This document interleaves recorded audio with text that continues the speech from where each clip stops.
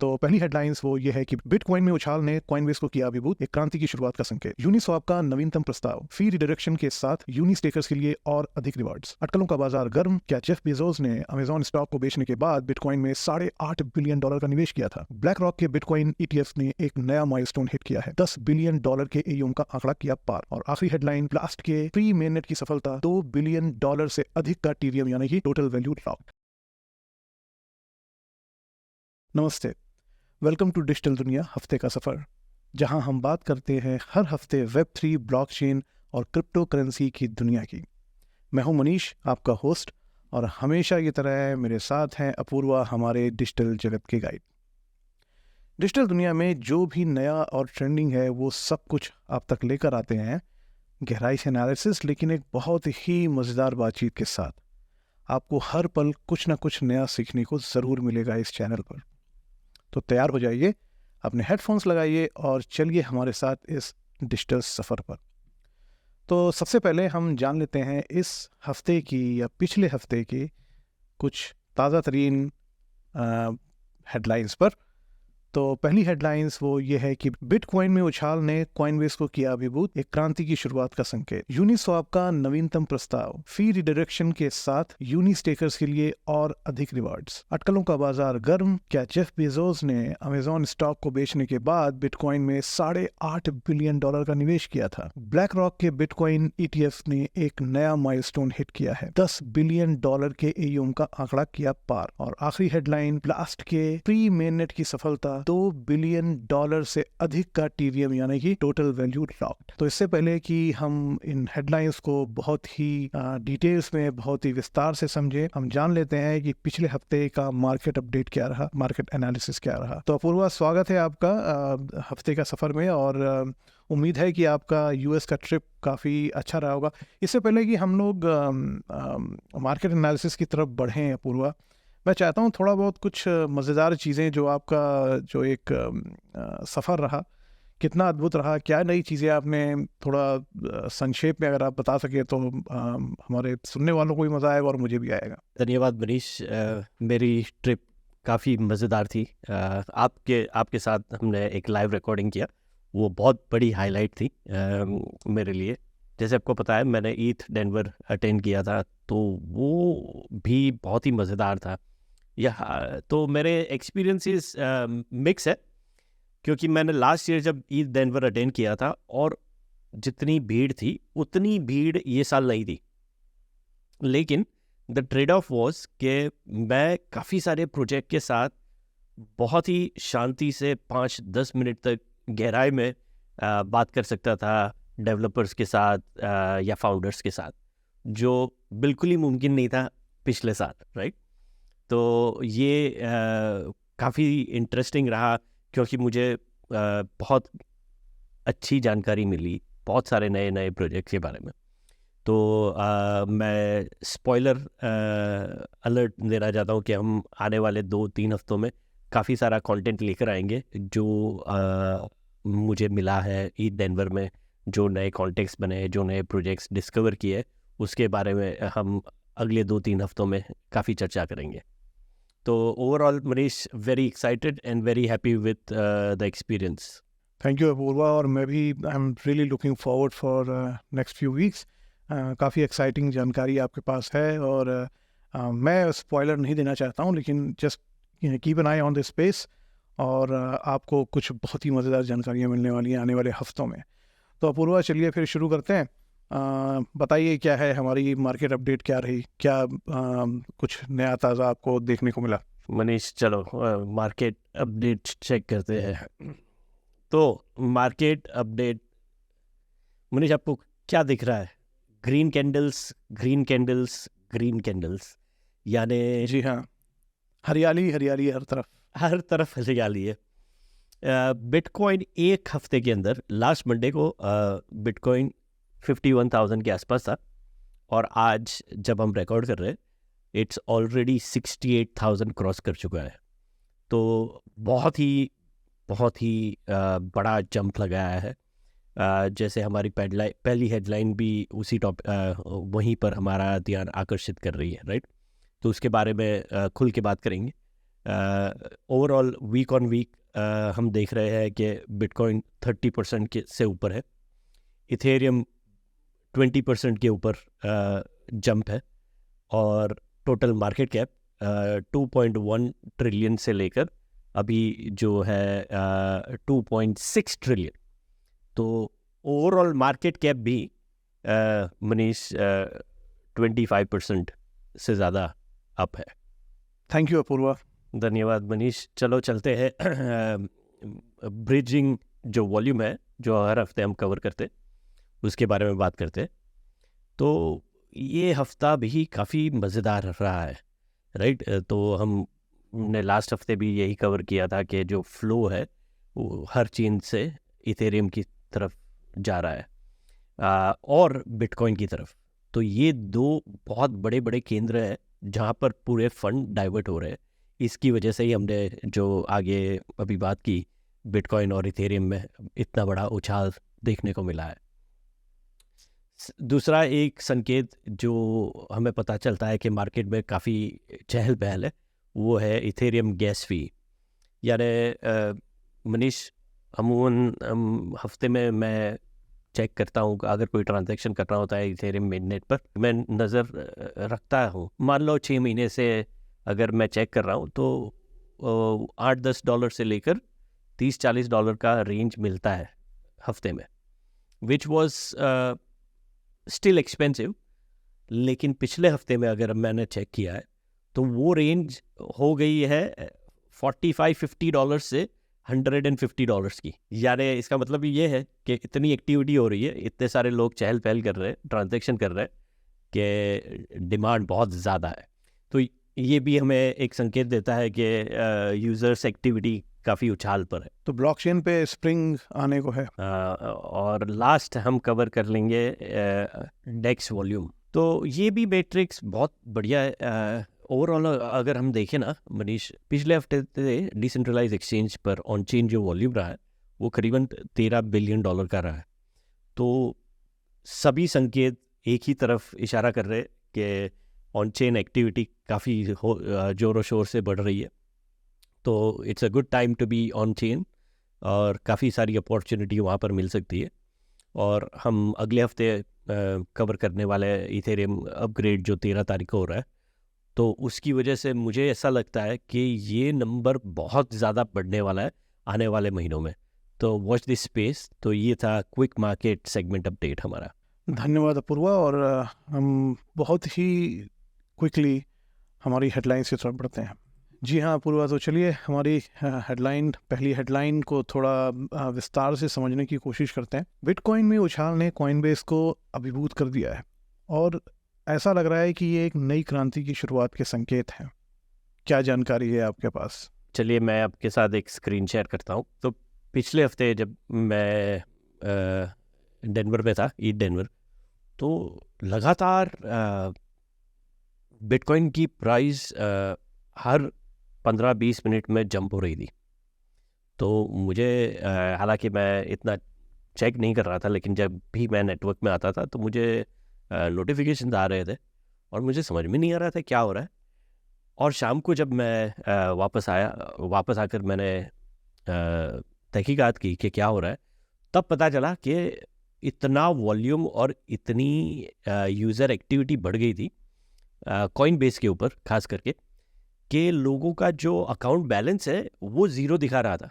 क्योंकि जो उनका नेटवर्क है ना कॉइनबेस का, तो वो लोग एंटिसिपेट करते होते हैं कि कितनी एक्टिविटी हो रही है तो थोड़ा रूम और स्पेस रखते हैं, लेकिन उनकी जो एंटिसिपेशन थी उससे भी ज़्यादा एक्टिविटी कॉइनबेस की एप्लीकेशन पर हो रही थी और वो एप्लीकेशन उतना इनफ्लो डाटा का वो हैंडल नहीं कर सका। तो शॉर्ट टर्म के लिए जाम हो गया था, ये समझ सकते हैं कॉइनबेस की यूएस की जो एप्लीकेशन है या वेबसाइट है। और उसके साथ ही तुरंत ब्रायन आर्मस्ट्रॉन्ग जो करता है कॉइनबेस के, उन्होंने ट्विटर पर अपडेट दे दिया कि हम इसको सॉल्व कर रहे हैं, और करीबन 2 घंटे में ये इश्यू सॉर्ट आउट हो गया था। तो इसकी वजह से 64,000 बिटकॉइन 59 से 64,000 चंद घंटों में हो गया था। और ये चौको ब्लॉक हो जाने की वजह से वो वापस 59,000 आ गया। लेकिन जब शाम तक ये सेटल हो गया था तो it was back to normal. लेकिन सबसे मज़ेदार चीज़ क्या है मनीष, कि ये क्यों हो रहा था, ये जानना बहुत ही ज़रूरी है और ये काफ़ी फैसिनेटिंग भी है। तो मैंने आपको, जैसे हमने पहले भी बात की थी जनवरी में, राइट, कि बिटकॉइन ETF जैसे अप्रूव हुआ है, ये दरवाज़ा खुल गया है इंस्टीट्यूशन बायर्स के लिए। और इंस्टीट्यूशन बायर्स का जो एपेटाइट है बिटकॉइन का, वो ऐसा लग रहा है भाई कि बहुत ही इनसेशेबल है। तो उनकी भूख ख़त्म ही नहीं हो रही है, क्योंकि हम पिछले हफ्ते में कितने दिन लगातार नेट इनफ्लोज $500 मिलियन से ज़्यादा रहे। तो अगर ओवरऑल अगर हम पिक्चर देखते हैं तो सबसे बड़ा ETF है गोल्ड का, राइट। बिटकॉइन ETF 2 महीने के अंदर 50% पहुंच गया है उसका। और फिडेलिटी ने अपना जो अलोकेशन था 1% से 3% बढ़ा दिया है। उसके साथ आगे भी हम बात करने वाले लैरी फिंग के बारे में, ब्लैक रॉक के बारे में। तो वो भी ये सब वही संकेत दे रहे हैं कि डिमांड बढ़ती जा रही है और उतना बिटकॉइन मार्केट में है नहीं। तो उसी प्रेशर की वजह से बहुत सारे उछाल आने वाले महीनों में दिख सकते हैं। जी, बहुत ही एक्साइटिंग दौर देखने को मिल रहा है। और तो मेरे ख्याल से ये सही वक्त है हमारे लिसनर्स को हमारा डिस्क्लेमर दे देने का।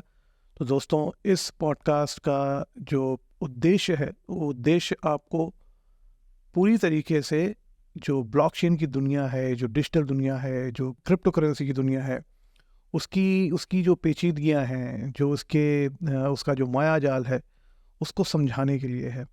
हम आपको यहाँ पे कहीं से भी मार्केट एडवाइस या फाइनेंशियल एडवाइस हम नहीं देते हैं। We are not financial advisers. हम आपको सिर्फ आपकी जो जानकारी बढ़ाने के लिए और आपके मन में जो भी शंकाएं हैं इस दुनिया के बारे में, उसके समाधान के लिए हम यहाँ पर हैं। आपको कोई भी सवाल हो, आप हमको हमारे चैनल पे कमेंट के ज़रिए आप हमको रीच आउट कर सकते हैं, और या फिर आप हमको मैसेज भी कर सकते हैं। कहने का मतलब ये है मोटा मोटा कि we are not financial advisers. मैं हमेशा से बोलता आया हूँ, this is just for your information.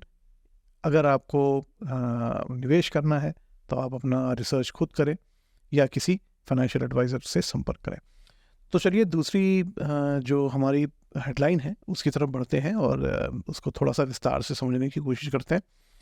जो यूनिस्वैप का नवीनतम प्रस्ताव है, उसमें जो फ़ी रीडायरेक्शंस है, उसके साथ उन्होंने यूनी स्टेकर्स के लिए और अधिक रिवॉर्ड्स का प्रयोजन किया है। तो क्या कहना है आपको इसके बारे में? प्लग इन भी मैं कर रहा हूँ इसी हफ्ते टूवर्ड्स द एंड। हमारा जो एक और एपिसोड है यूनिस्वैप और कर्व फाइनेंस के ऊपर, वो रिलीज़ होने वाला है। तो आप अगर यूनिस्वैप को समझना है तो वो एपिसोड ज़रूर देखिए। और जैसे मनीष हमेशा कहते हैं कि कमेंट में मैसेज कीजिए। अगर आपके पास कोई क्वेश्चन है तो बिल्कुल कमेंट्स में मैसेज या क्वेश्चंस हमारे लिए छोड़िए, हम डेफिनेटली आपके क्वेश्चंस को आंसर करने की कोशिश करेंगे। तो कमिंग बैक, यूनिस्वैप फाउंडेशन और यूनिस्वैप लैब्स, ये दो डिफरेंट एंटिटी है। तो यूनिस्वैप फाउंडेशन जो है वो डिसेंट्रलाइज ऑटोनोमस ऑर्गेनाइजेशन है, डाओ है, राइट। यूनिस्वैप टोकन जो है ना, वो यूनिस्वैप डाओ के अंडर आती है। तो क्या हो गया कि मनीष, पिछले हफ्ते यूनिस्वैप फाउंडेशन ने एक प्रपोजल डाला है कि जो फीस यूनिस्वैप जनरेट कर रहा है डिसेंट्रलाइज एक्सचेंज पर, राइट, तो उसको डायरेक्ट की जाए जो टोकन होल्डर्स है, और जो टोकन होल्डर्स खास करके स्टेक करके रखा हुआ है अपनी टोकन्स को, राइट, तो उनको कोई फ़ायदा मिलना चाहिए। जो एक्सचेंज रेवेन्यू जनरेट कर रहा है और फीस जनरेट कर रहा है, उसमें से परसेंटेज या पूरी तरह से, वो मुझे पता नहीं, अभी क्लैरिटी नहीं है, बट बहुत ही अच्छा सुझाव है उनका कि उनको यूनिस्वैप टोकन होल्डर्स के बारे में वो सोच रहे हैं। तो ये स्पेस बहुत ही इंटरेस्टिंग होने वाली है। और ये खबर के साथ यूनिस्वैप एक हफ्ते के अंदर ऑलमोस्ट 80% प्राइस में बढ़ गया। और मनीष, इसके साथ एक और चीज़ हो गई, जो भी डिसेंट्रलाइज फाइनेंस के दिग्गज प्रोजेक्ट्स हैं, एक और एपिसोड हम बना रहे हैं, हमने एक और एपिसोड बनाया है blue chip of decentralize finance का, राइट? तो वो जो भी प्रोजेक्ट्स है बड़े बड़े मचे हुए, वो सब की टोकन वैल्यूएशन 30 to 40% इंक्रीज हो गई, क्योंकि यूनिस्वैप इज़ द लीडर और वो जहाँ पर जा रहे हैं, तो एक तरह से ये संकेत दे रहा है मार्केट हमें कि दूसरे कई और प्रोजेक्ट्स भी उसी दिशा में आगे बढ़ सकते हैं आने वाले समय में। तो what this space, this is going to be very interesting for token holders of बड़े बड़े दिग्गज जो प्रोजेक्ट्स है उसके टोकन होल्डर्स के लिए। जी बहुत बहुत धन्यवाद पूर्वा। देखिए बड़ा मज़ा आता है कि जब आप इतनी उत्सुकता से हमारे सुनने वालों को इतनी अच्छी सुंदर जानकारियाँ देते हैं, और जो आपके अंदर का एक्साइटमेंट जो बाहर दिखता है उसे देख के बड़ा ही मज़ा आता है। अब जो तीसरी हेडलाइन है, मुझे लगता है कि आपका एक्साइटमेंट और मुझे उसमें देखने को मिलने वाला है। तो भाई ये अटकलों का बाज़ार गर्म था काफ़ी कि क्या जेफ बेजोस ने अमेज़ॉन स्टॉक को बेचने के बाद बिटकॉइन में $8.5 बिलियन का निवेश किया था। भैया ये एक अफवाह है, तो खबर चलाने से पहले खबर लिखनार ने ये टैग दे दिया है कि ये अफवाह है। बट 2 हफ्ते पहले शायद मैंने ट्विटर पे ही अपडेट आया था कि जेफ बेजोस ने करीबन $8.5 बिलियन के आसपास के अपने स्टॉक अमेज़ॉन में बेचे हैं, राइट? तो ये समझ में नहीं आ रहा था कि ये हो क्या रहा है, और उसके साथ हमने अब तक बात नहीं की है माइकल सेलर की, लेकिन आने वाले एपिसोड में काफ़ी चर्चा में रहेंगे माइकल सेलर, जो फाउंडर है माइक्रो स्ट्रेटेजी नामक एक फंड के। उनके पास उनको कहा जाता है बिटकॉइन मैक्सी। बिटकॉइन मैक्सी का मतलब क्या होता है कि जो मनीष, मैं आपसे थोड़ी मदद चाहूँगा, कोई शब्द बताइए जो दर्शाता है मैक्सी का। आशिक तो कह ही सकता हूँ, लेकिन क्या और कौन सा शब्द यूज़ किया जा सकता है? भाई हमारे यहाँ उत्तर प्रदेश में तो मैक्सी किसी और चीज़ को बोलते हैं।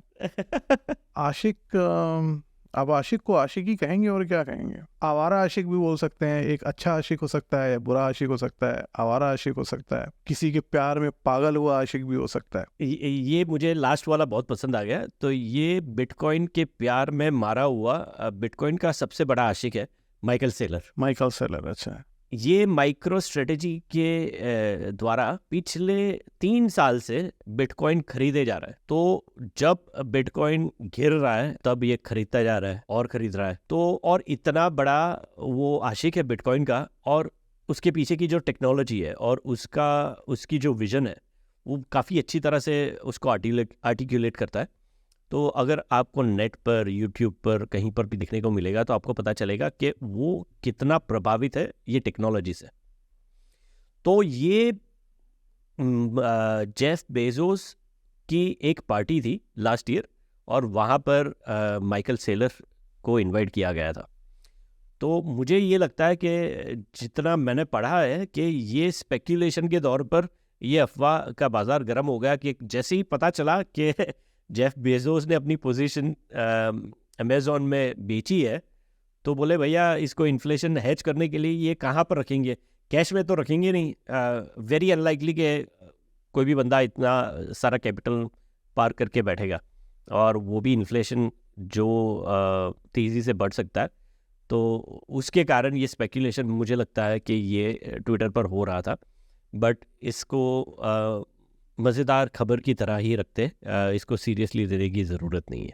हाँ, धन्यवाद अपूर्वा। चलिए अटकलों से और अफवाहों से आगे बढ़ते हैं, और एक बहुत ही जो मेरे हिसाब से आज की इम्पॉर्टेंट हेडलाइन है, जो हमारी चौथी हेडलाइन है, उस तरफ बढ़ते हैं कि ब्लैक रॉक का जो बिटकॉइन ETF है, उन्होंने एक बड़ा ही महत्वपूर्ण माइलस्टोन हिट किया है। $10 बिलियन के AUM का आंकड़ा पार कर लिया है। बताइए भाई, क्या कहेंगे आप? SEC अप्रूव्ड जितने ETF है ना US में, वो करीबन 3,500 है, और उसके अंदर से सिर्फ 150 ETF ऐसे हैं जिनका AUM यानी असेट अंडर मैनेजमेंट 10 बिलियन या उससे ज़्यादा है। तो भैया हम जहाँ खड़े होते हैं लाइन वहीं से शुरू हो जाती है। ये आपका तकिया कलाम जो आपने यूज़ किया था 2 हफ्ते पहले, ये बिल्कुल ब्लैक रॉक पर फिर से अप्लाई होता है, क्योंकि इन्होंने 2 महीने के अंदर अंदर बिटकॉइन का जो असेट अंडर मैनेजमेंट है वो उनकी $10 बिलियन पार कर चुकी है। और जब वो बिग डैडी आ जाते हैं तो आपको पता ही है एवरीवन एल्स फॉलोज, तो वो ये लाइन लंबी होने वाली है। बहुत ही बढ़िया। I think we need to keep an eye on this space. आगे बढ़ते हैं हमारी 5वीं और आखिरी हेडलाइन की तरफ। भाई, ब्लास्ट के प्री मेननेट की सफलता ने तो नए आयाम गढ़ दिए हैं। $2 बिलियन से अधिक का TVM यानी कि टोटल वैल्यू लॉक्ड हो चुका है। मनीष, ये बहुत ही मज़ेदार कहानी है। तो आपको पता होगा हमने करीबन 2 हफ्ते पहले एयर ड्रॉप पॉइंट सिस्टम की चर्चा की थी। तो एक प्रोजेक्ट था ब्लर NFT मार्केट प्लेस। ये प्रोजेक्ट लॉन्च हुआ था अक्टूबर-नवंबर 2022 में, और उनका जो USP है ना, ये है उनकी मार्केटिंग स्ट्रेटेजी। तो इतना अनोखा चीज़ वो लेकर आते हैं कि मार्केट को पूरी तरह से वो मोहित करके अपनी तरफ आकर्षित कर लेते हैं। हालांकि बहुत सारे लोग ये करना चाहते हैं, बहुत सारे फाउंडर्स, प्रोजेक्ट बिल्डर्स की ख्वाहिश यही होती है कि काश हम ये कर सके, लेकिन ये टीम ये बहुत ही आला तरीके से अचीव कर सकती है। और एक बार नहीं, इन्होंने 2 साल के अंदर दूसरी बार ये करके दिखाया। तो शुरू करते 2022 में अक्टूबर-नवंबर में इन्होंने ब्लर मार्केट प्लेस NFT की मार्केट प्लेस लॉन्च की, और उनके साथ उन्होंने इंट्रोड्यूस किया पॉइंट सिस्टम, जिसकी हम चर्चा कर रहे थे 2 हफ्ते पहले, राइट। और उससे क्या हो गया कि देखते ही देखते वो एयर ड्रॉप के चक्कर में इतने सारा वॉल्यूम ट्रेडिंग NFT का पूरी जो फ्रेगमेंटेड थी या हर कहीं 3-4 प्लेटफॉर्म से, वहाँ से सब वो अपनी तरफ खींच के ले गए 3-4 महीने के अंदर। और फिर उन्होंने बहुत बड़ा एयर ड्रॉप भी किया अर्ली यूज़र्स के लिए। तो वही strategy the same team of founders, developers और VC ने सोचा कि भैया हम बनाते हैं इथेरियम लेयर 2, उसका जो अट्रैक्शन या सेंटर पॉइंट होगा वो होगा NFTs, और उसका नाम दिया ब्लास्ट नेटवर्क। और ये भी उन्होंने लॉन्च किया पिछले साल नवंबर में, और वही पॉइंट सिस्टम के साथ। तो आप जितने जल्दी वहाँ पर अपने इथेरियम डिपॉजिट करोगे और मेन नेट लॉन्च होने तक लॉक हो जाएंगे, उतने ज़्यादा पॉइंट्स आपको मिलेंगे एयर ड्रॉप के। तो ये जैसे ही मार्केट में खबर फैली, खास करके ट्विटर पर, और अट्रैक्शन शुरू हो गया, देखते ही देखते 3 महीनों में उन्होंने $2 billion worth of Ethereum attract कर लिए थे, और वो भी लॉक ब्लास्ट के नेटवर्क पर। इसके बेनिफिट्स भी है, इसके ट्रेड ऑफ्स भी है, लेकिन काफ़ी सारे आलोचना भी उनको फेस करनी पड़ी इसी वजह से। क्योंकि देख सकते हो, जैसे आप, मैंने स्क्रीन शेयर किया है, राइट। मेन नेट ब्लास्ट का लॉन्च हुआ 29 फरवरी को, और आज हम ये रिकॉर्ड कर रहे हैं 5 तारीख को, राइट। तो 2 बिलियन से टोटल वैल्यू 325 मिलियन हो गई, यानी करीबन 85% ऑफ कैपिटल वापस निकल गया, जिसे हम कह सकते हैं मर्सनरी कैपिटल, राइट। वो आया था सिर्फ और सिर्फ एयर ड्रॉप के चक्कर में। नेटवर्क से उनको कोई लेना देना नहीं था। उन्होंने 3 महीने 4 महीने पॉइंट्स कमा के, वो जैसे ही मेन नेट लॉन्च हुआ, वो पैसा निकल कर कहीं और फ्लो हो गया। तो ये कहानी थी ब्लास्ट नेटवर्क की। तो ब्लास्ट की इस कहानी से अपूर्वा भाई, मुझे गालिब साहब का बड़ा अच्छा शेर है वो याद आ गया। अगर आप कहें तो मैं सुना दूँ? जी बिल्कुल, सुनाइए। और ये जो अभी आपने बात बताई कि जो पैसा आया और उतने दिन तक रुका और फिर निकल गया, तो उसी पर ये शेर अर्ज है कि परतवे खुर से है शबनम को फना होने की तालीम। परतवे खुर बोलते हैं रिफ्लेक्शन ऑफ लाइट। परतवे खुर से है शबनम को फना होने की तालीम, मैं भी हूँ एक इनायत की नज़र होने तक।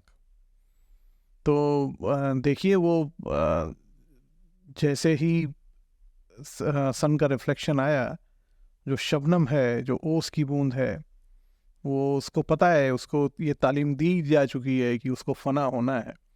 और उसी तरह मैं भी हूँ इनायत की एक नज़र होने तक। जैसे ही इनायत की एक नज़र होगी और बस मेरा जो एग्जिस्टेंस है वो उनमें मिल जाएगा। तो बहुत अच्छा एपिसोड रहा। आपका बहुत बहुत धन्यवाद।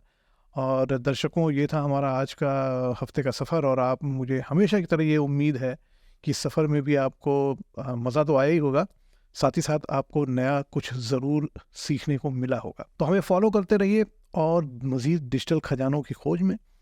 अगली बार तक सवाल करते रहो, एक्सप्लोर करते रहो द डिजिटल दुनिया।